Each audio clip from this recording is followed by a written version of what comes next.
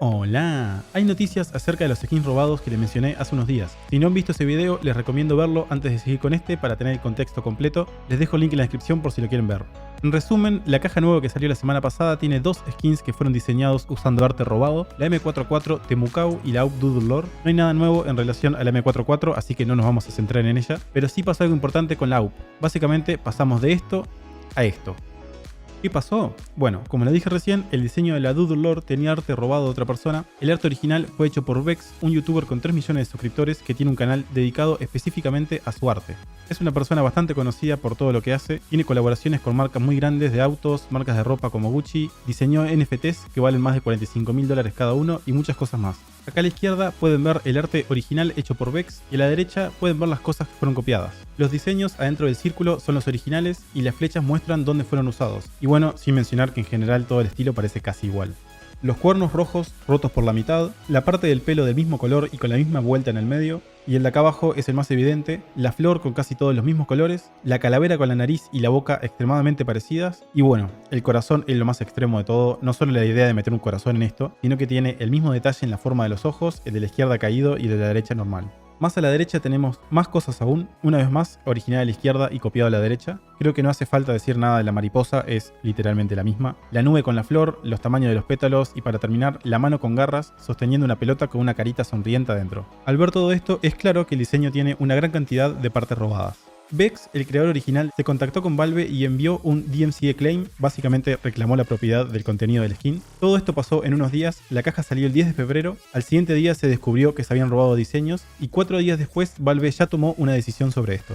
Valve sacó la AWP Doodle Lord del juego, borró por completo su página del workshop y la reemplazó con un nuevo skin, la AWP Duality. Tengo dos sensaciones muy diferentes sobre este skin. Por un lado me gustan los detalles en dorado que tiene por todos lados, en la parte de adelante, acá en la mira también, y el cuerpo de la serpiente me gusta también. Pero por el otro lado hay una sola cosa que no me gusta y es la cabeza de la serpiente. Me parece un poco raro el ojo de la serpiente hecho justo con este círculo que está acá en todas las AWPs. He estado un buen rato mirándola y no logro hacer que mi cerebro se dé cuenta que esto es el ojo de la serpiente. Es como que no coincide con la cabeza y el resto del cuerpo. No sé si es por el color blanco tan brillante o qué específicamente, pero lo siento un poco raro.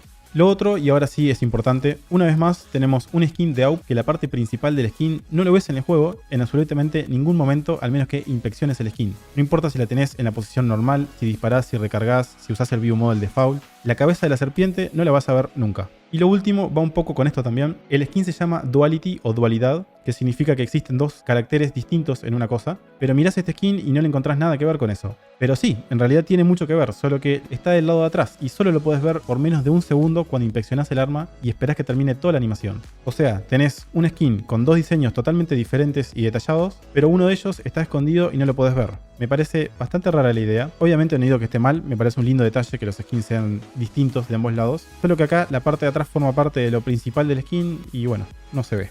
Pero bueno, para hacer un skin que va a ser bastante barato, no me parece mal en general. El precio seguramente quede en unos 15 o 20 dólares en Fieldtested más o menos. Y me parece que es un buen precio para tener, ya que en este rango de precios solamente tenés la AWP Pink de The Pat y no es de las más lindas que digamos. Igual no esperen que llegue a este precio rápidamente, si es que en algún momento llega, pueden pasar meses para que eso pase. Y por último, hay que ver cómo afecta al workshop todo esto que pasó con los skins. Valve no puede permitir que esto pase de nuevo, es un problema bastante grande que afecta a muchas personas, afecta a los jugadores que ya tenían el skin o que abrieron cajas buscándolo, afecta a Valve mismo por todos los problemas legales que se le puede generar, además de afectar su juego obviamente, y también afecta muchísimo al workshop y las personas que trabajan ahí. La nueva AWP que pusieron fue creada por Madara y Blazer. Madara es una persona que tiene un montón de cosas en el workshop y Valve le ha aceptado 17 ítems de Rust y 6 en el CS contando la AWP. Incluso en la caja Revolution que tiene la nueva AWP, la P90 también era de él.